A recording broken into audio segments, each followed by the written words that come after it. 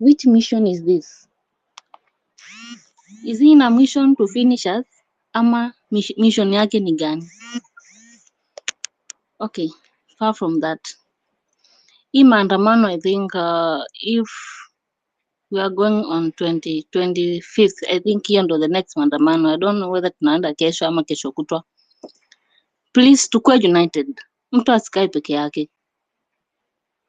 These guys wenye wanaenda na rungu wanaenda pamoja, so when wakikupata peke yako wanakuserve peke yako, na by the time watu wengine watokee kukusaidia, maybe you will be dead ama severely injured.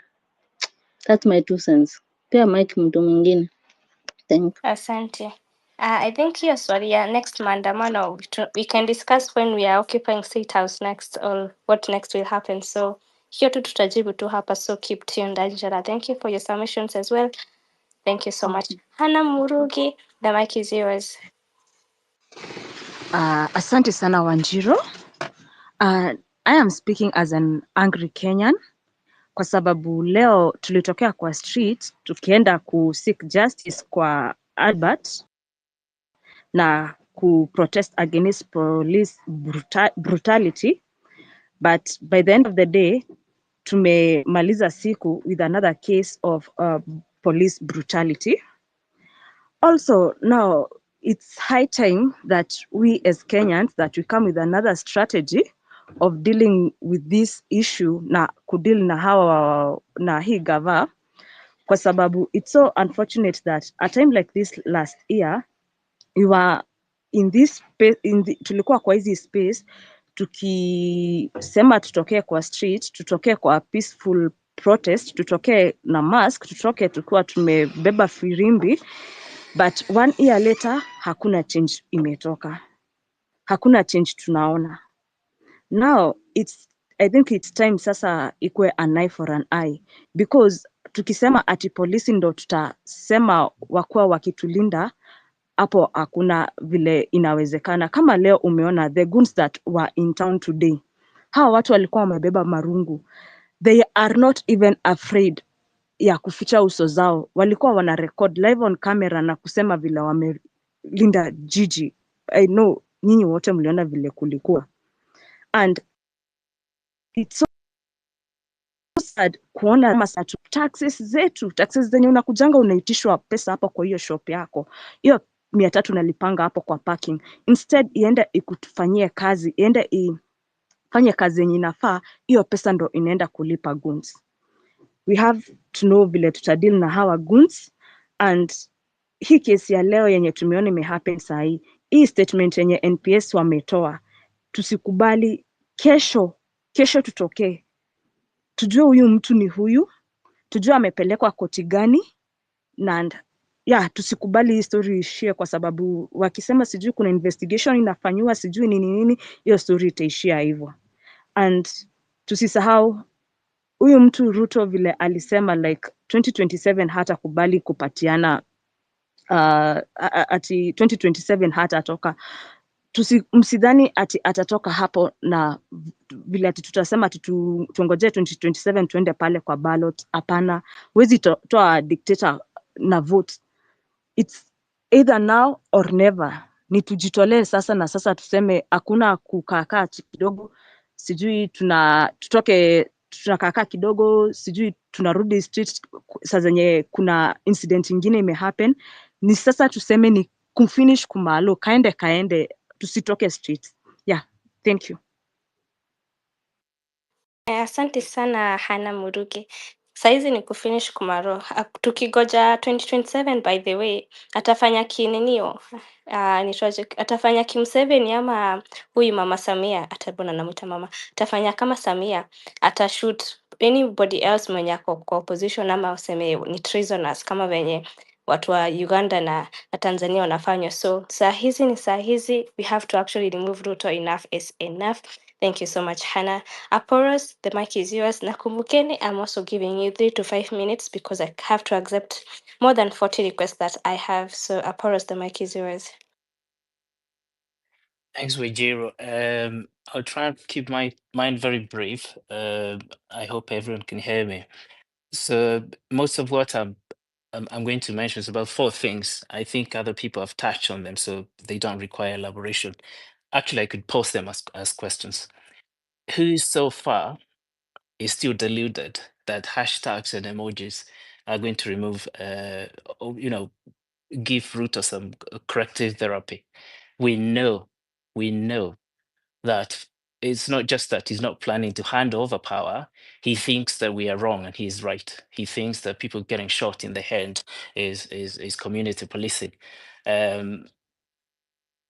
So I mean, if you're still deluded that these episodic things where we turn to the streets every 2 weeks reactively because someone has been killed or molested is the end result, that this is what we are seeking. If we continue reacting like this, so what does it get us? It's up for you people to think about it. But let me thank everyone for the solidarity we saw today, especially if you're listening to us na ulikuwa watu wa bikers, our Dovi guys. Really, I would like to thank you. These guys rescued me when my phone was confiscated by the police and gangs sitting together, sharing helmets, just because I was taking a video of them near Continental. They had to switch my phone off, and literally I had to seek intervention and literally beg the actual thugs because I didn't want to lose my gadget. But what is that compared to someone who could have lost their lives because they were shot in the head? So it's up to you to think about that. And related to that, the issue of goons. How long are we going to continue being defensive? How long are we going to wait for them to come and snatch things from us, and then they retreat a couple of streets away? Why can't we not be more reactive and start looking for them? Actually, it's not enough. I mean, we need to completely, whenever we agree to come out to the streets, whether the CBD or elsewhere, we need to make a point of literally hand hunting them, going up in groups, reporting where they are, and we go to them. We need to build solidarities with others. The Duthi guys, for example, can help us with this. That's my second last point. The other thing is, I think previous speaker, pointed out. Well, first of all, I don't see why we've wasted a whole evening analyzing police statements. They release this crap every evening. It keeps changing. If we had listened to this bullshit, we wouldn't have questioned the first installment they issued when Albert was killed.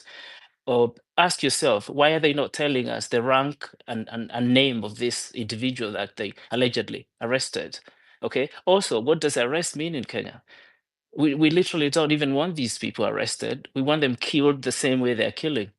So in summary, I think we are too reactive, and I don't think that we actually have defined what it is we want. A previous speaker has mentioned that there's a proliferation of hashtags. Every day there's something. It's a good thing in itself because we can't let injustice carry on. But we are being overwhelmed with these things. And someone has mentioned, why don't we stick to something like Ruto must go, which is fair enough, but it doesn't go far enough itself. Go where? When? We don't answer that. How do we want him to go? Okay, who will make him go? How do we take him out? We know, for example, that his stance on politics and everything in the country is irreconcilable with our interests. So how will he go? When are we occupying the office that we've lent out to him, that he has been very pathetic in occupying? Ni hayo tu. Asante sana Oporos. Who next? And guys, remember time. I want to give it to Calvin. Alafu I go to Wango, and then on one day. So Calvin, the mic is yours. Remember 3 to 5 minutes. Yeah, I would love to do it in 5 minutes. Good evening. I want to talk about only 4 issues here. It's about goons, Sakaja, the police, and Ruto. Number one, with the goons, Sakaja is paying goons to come and disrupt peaceful protests. And again, this guy will be in 2027 going into the hoods looking for votes from the same people he had paid for them to be killed and maimed by goons in Nairobi. First of all, Sakaja must go. There is no way Sakaja is going to campaign in our hoods. That one, he never, he will not allow him to campaign in any hood. You can't pay goons from hood to come and kill people, maim people in Nairobi. That one we won't accept. Second is the police. The police, when people say they're coming out for a peaceful protest, it's the police who starts tear gassing people, chasing them up and down, shooting at people, and then they're giving protection to goons to be able to rob and maim peaceful protesters. With the police, I want to say a big fuck you to the police. I'm going to Ruto. Ruto is like Avata. Avata who is unable to govern a homestead. This man has to go in 2027. There's nothing we're going to negotiate about that. He has to go. He has to go and he has to go. And I think going forward, let's be specific on what our target is. If it's about justice, let's look for justice for Albert and for the Eli who has been shot today. These people are taking us for a ride. There's nothing they're going to do in the next 2 years. The only thing they're going to do is kill us, maim us, rob the election, which we won't allow. And I think going forward, people should register for votes and ensure when we're going to vote, we get this man out in the morning. Again, on the election process, I'm here to tell you that there is no way they're going to steal the election. They know. If they are going to steal the elections, they know they can't steal the elections. We have a robust system whereby they can't steal the elections. That's what